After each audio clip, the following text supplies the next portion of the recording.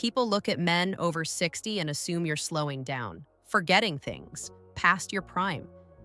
But the sharpest men I know are over 60, not because they're geniuses, but because they've developed 7 cognitive abilities younger men haven't learned yet.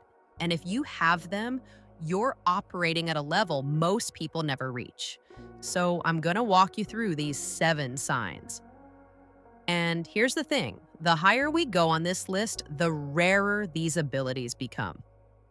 By the time we hit number 7, you're in exceptional company. Let's start with the first one. And this is the foundation everything else builds on. Sign 1. You still connect dots faster than people half your age, not just remembering facts, seeing patterns, catching inconsistencies, predicting outcomes before anyone else notices what's happening. I watched this play out at a family gathering. A 30-something was explaining a business deal he was excited about. Everyone nodded along, but the 68-year-old at the table, silent for most of it, finally spoke up. That doesn't add up. If their margins are that thin and they're expanding that fast, someone's cooking the books or they're about to collapse. 3 months later, the company folded. Fraud investigation, everything. The younger guy was stunned. How did you know? The older man shrugged. I've seen this pattern before. It's always the same. That's not luck. That's pattern recognition built from decades of watching how things actually work. Younger men see isolated facts. You see the whole system, and you spot what doesn't fit before it blows up. Now, pattern recognition is impressive, but the next one is where most younger men fail completely. Sign 2, your bullshit radar is ruthless and instant. You don't fall for scams, hype, or emotional manipulation. You spot hidden motives immediately because you've seen enough life to read people like a weather report. A man in his mid-60s told me about a salesman who came to his door, young, energetic, great pitch about solar panels, payment plans, government rebates, the whole thing. His 30-year-old neighbor signed up immediately. It's a great deal. The 65-year-old, he asked 3 questions. The salesman stumbled on 2 of them, and he shut the door. 2 months later, the company was exposed as a scam. The neighbor lost money. The older man didn't. Why? Because younger men want to believe. They want to trust. They haven't been burned enough to reflexively check for traps. You've been lied to enough times that you don't take anything at face value anymore. And that skepticism, that instant BS detection, protects you from things that destroy younger men. But here's where it gets interesting, because the next sign separates the mentally sharp from the mentally stuck. Sign 3, you can learn new tools or tech without melting down. Not good with computers, but you can pick up a new app, device, or system and figure it out without whining or checking out. Adaptability is one of the strongest markers of preserved cognition. I know men in their 70s who learned how to use smartphones, banking apps, video calls, even dating apps. Not because they're tech geniuses, but because they stayed curious and didn't shut down when something was unfamiliar. Contrast that with men who refuse. I don't do computers. That's too complicated. I'll just have someone else handle it. That refusal, that's cognitive decline disguised as preference, because a sharp brain adapts. A declining brain retreats. If you're learning new systems, new tools, new ways of doing things, even if it's frustrating at first, you're proving your brain is still flexible, still growing, still sharp. Now, if you're recognizing yourself in these first 3, if you're connecting dots, detecting BS, and adapting to new tech, hit that subscribe button right now, because you're cognitively sharper than most men your age. And we're here for men who refuse to slow down mentally. But we're not done. Because the next four signs are where mental sharpness becomes undeniable. Sign 4, your memory is functional, not perfect, but strategic. Here's what most people get wrong about memory and mental sharpness. They think sharp means remembering everything. It doesn't. Sharp means remembering what matters: appointments, key information, names, tasks, conversations that actually count. And you use systems, notes, reminders, routines, not because you're slipping, but because you're effective. I know a man, 72, who writes everything down: meetings, ideas, grocery lists.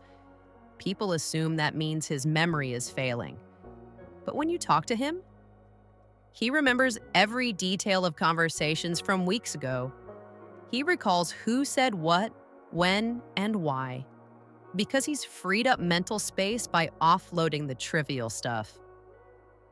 Contrast that with younger men who try to remember everything, get overwhelmed, forget the important things, and then panic. Strategic memory is smarter than perfect memory. And if you're using systems to stay organized while remembering what actually matters, you're operating at a higher cognitive level than most people realize. Now, memory is one thing, but decision-making is where mental sharpness really shows. Sign 5. Your decisions are fast, clean, and don't wobble. Mental sharpness shows in execution, not IQ. You analyze, you choose. You adjust if needed. You don't drag choices out or get mentally paralyzed. Younger men overthink. They poll 10 people. They Google pros and cons for hours. They second-guess themselves constantly. You assess the situation, make the call, move on. A man in his late 60s was buying a car. The salesman tried every tactic. Sleep on it, think it over, talk to your wife. He said, "I've thought it over, I'm buying it, let's do the paperwork." The salesman was shocked. "You're sure you don't want more time?" "I made my decision. More time won't change it." That's cognitive efficiency. You've made enough decisions in your life to know what matters and what doesn't. You don't need endless deliberation. You trust your judgment and you act. If you're making decisions quickly and confidently without regretting them constantly, you're mentally sharper than men who drown in indecision. But making decisions alone is one thing. Defending them in real time? That's where the next sign comes in, sign 6. You hold your own in tough conversations without losing direction.